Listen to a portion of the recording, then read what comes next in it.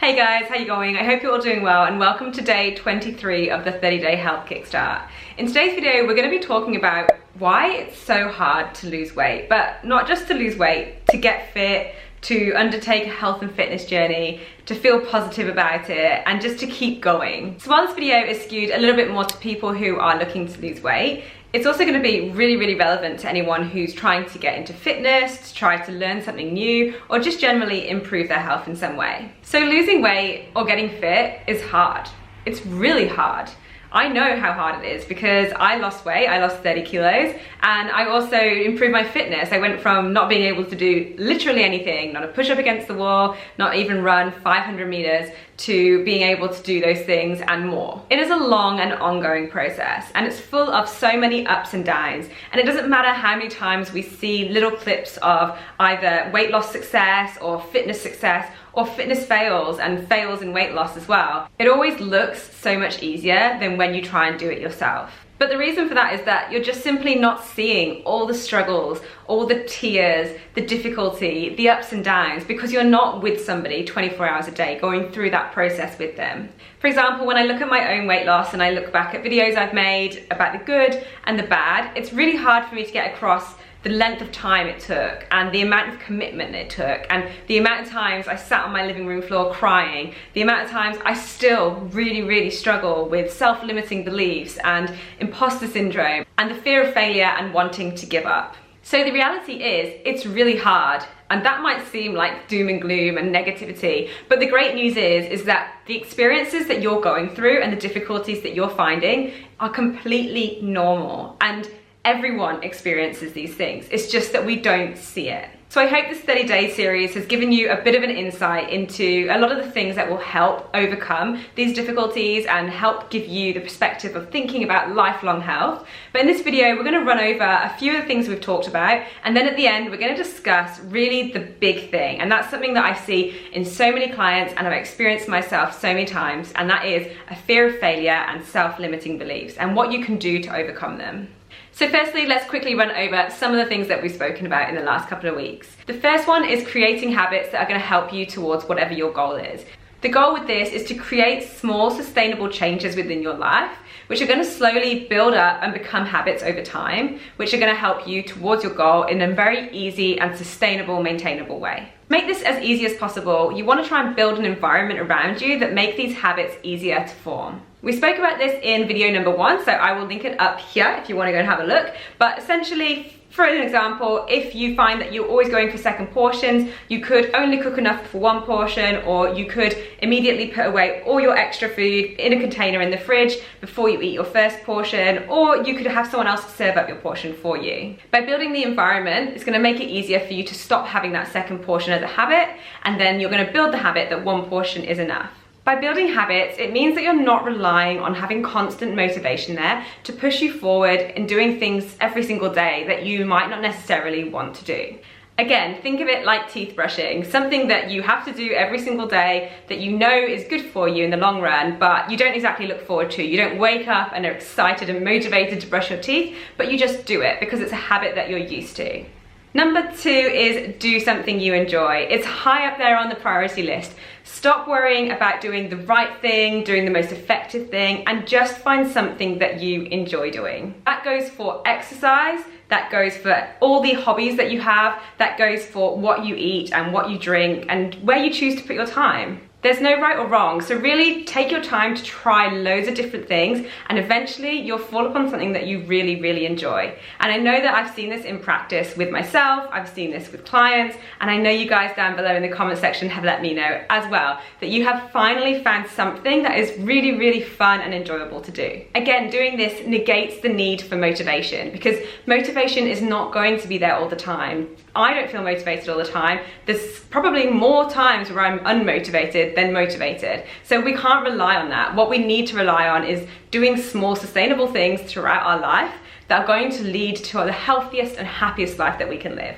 Number 3 is don't see what you're doing as either a diet or a weight loss program or a fitness program with a specific time frame and a very specific goal at the end of that time frame. When you begin to think of something as a lifestyle, you start to think about the fact that it's a long-term part of your life.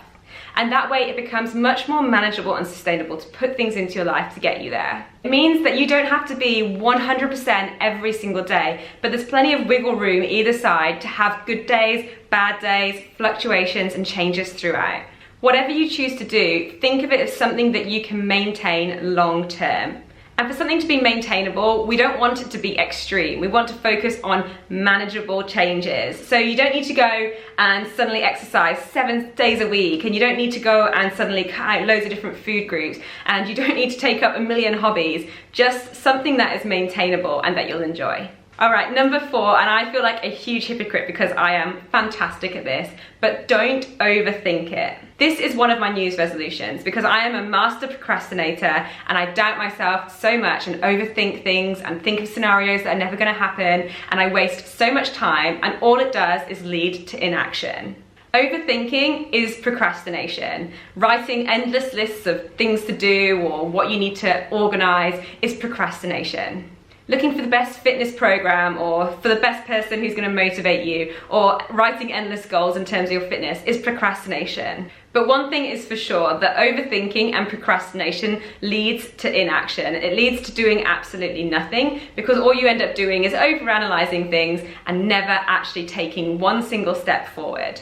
So for example, if you're watching this series and you're looking to change something, whether it's to make your lifestyle healthier, whether it's to lose weight, to gain weight, to get into fitness, whatever your goal might be, if you're watching this, taking notes, waiting for the series to be finished so you can start, that is simply procrastination at its finest. Again, I am the master, that's how I know. So just take one single step, just make one tiny change, just do something to get you in the right direction, and you will learn so much more on the way. So now is the time to stop overthinking it and just take one tiny step in the right direction.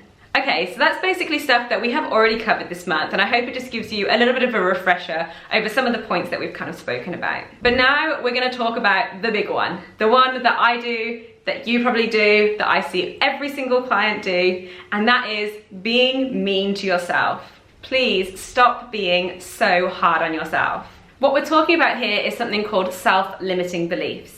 Have you ever got into something feeling like you're incompetent, undeserving, worthless, or that you're failing? This is exactly what we're talking about. But the main thing I want you to remember is that you're not alone. This is extremely common. In fact, I probably couldn't think of that many people that don't experience these feelings when they take on something new.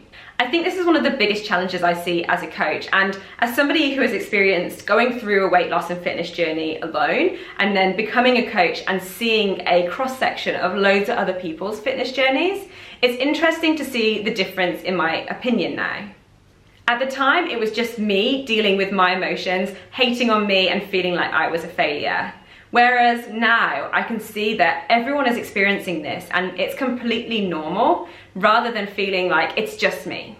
So firstly, remember that you are not alone. So it seems pretty counterintuitive that we would focus on the feeling of being worthless or the fact that we were going to fail. But in reality, these feelings actually are some sort of comfort for us. Because if these feelings succeeded, it means it will lead us back to where we already are, and that is security and safety in our minds. So while rationally and consciously we know that that's not what we want and that's not what we're aiming for, subconsciously our brains are just trying to take us back to safety, and that feels good. Unfortunately, that's whether it's positive and negative, and in this case, those feelings are really negative and then end up holding us back from something that we actually want. So how do we overcome this? It's really, really hard. I don't know if I've even mastered it, but it takes a lot of work and you have to be really conscious in your efforts. The first thing really is to acknowledge that you have these self-limiting beliefs.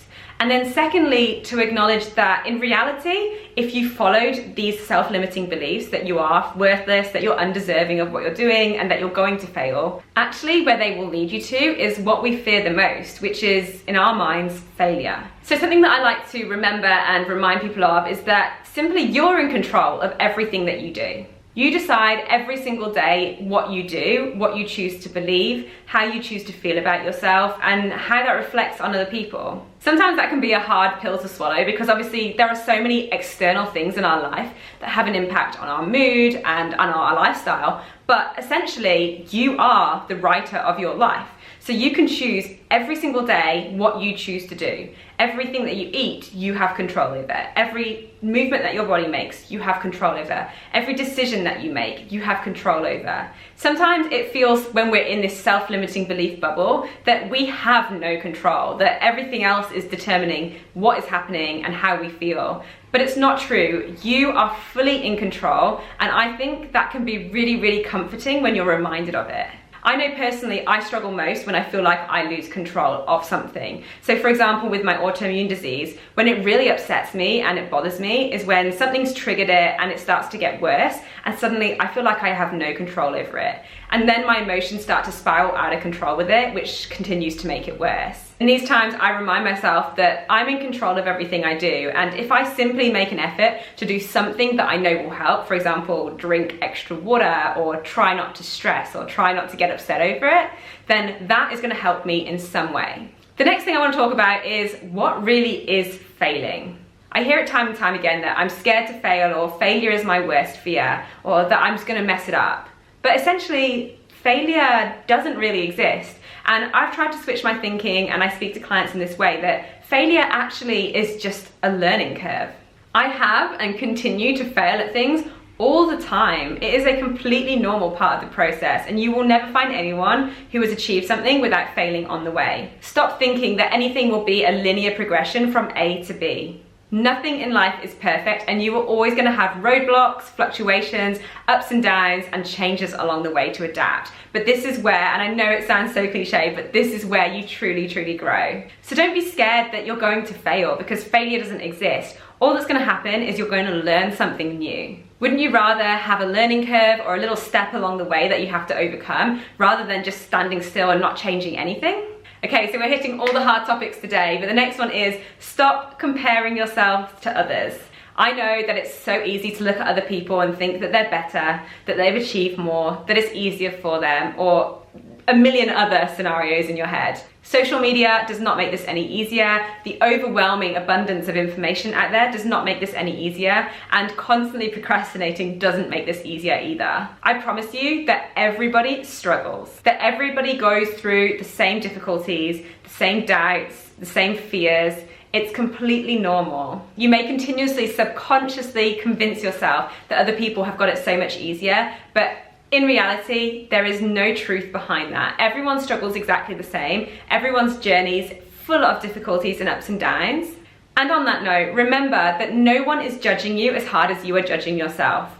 I know that it can be so easy to just think about other people and how they might be watching you and expecting you to fail, or just analyzing every single thing that you do. But in reality, and I know it sounds harsh, but it's actually a good thing, people just don't really mind that much. People aren't really paying attention to what you're doing. So if you feel like you wake up and you think you look bigger than you did the day before, I guarantee you that no one around you is going to notice. And especially people that love you and care about you, it's just not going to bother them. If you wake up one day and your 5K run time is slower than it was a week ago, I don't think many people are going to care, unless you're an athlete and you're competing in the Olympics and you're working on a set program. Why does it matter? It just doesn't matter. There's always going to be fluctuations and ups and downs. So stop worrying and comparing yourself to others. So stop worrying about what other people think and stop judging yourself so hard. And the last one is don't try to be like someone else. And there's actually a song that I'm going to link up here if you want to go and check it out. I would suggest you do if you've never heard it before. But the lyrics in this song are amazing, and every couple of months I listen to this song just to remind me of them. But you aren't anyone else. You are you, and that's fantastic. So if you're trying to copy exactly what someone else does, it's usually just going to lead down to a road of misery and comparison. Again, this can be really hard nowadays with the abundance of social media, but what you're seeing is not 100% of their life. You're not seeing all the struggles. Even if they show them to you, you're still not experiencing it the way that they do. So your struggles will always seem different to the way that you're seeing theirs. Use other people that you see as a motivation to inspire you to live your best life, or to be yourself, or to go and enjoy your training, or whatever it might be, but don't try and copy what they do necessarily. If you think about some of the people that you may look at as an inspiration or to be motivated by, usually the ones that are the most motivating and inspiring are the ones that are just doing them. They're just doing something that they enjoy and not following the crowd. So do something that you enjoy and that's going to be right for you. If you do something that you can enjoy, that will lead to fulfillment in the long term, and that will lead to a happy lifestyle. Alright guys, that's what I've got for you. I hope you've enjoyed this video and it's kind of given you a bit of a recap, but also something to think about in regards to self-limiting beliefs and stop being so hard on yourself. Losing weight and getting fit is not easy, and to be honest with you, a huge portion of it, in fact, I would say the hardest part of it, is the mindset and the mentality rather than the physical aspect of it. It's easy to eat a little bit less and to move a little bit more and just to be consistent, but what really comes into play is the self-limiting beliefs, feeling like you're failing, comparing yourself to others, the negativity, and having a lack of motivation. So these are going to be some fantastic tools to continue working on all the time, because like I said, I'm still working on them every single day and not always succeeding, but learning from the process. And it's helping to get to where I want to be, which is a life of happiness and contentment, even if it means just rolling around the bar and doing handstands half the time. All right guys, go check out that song. I would love to hear your thoughts on it, and I will see you in the next video. Take care.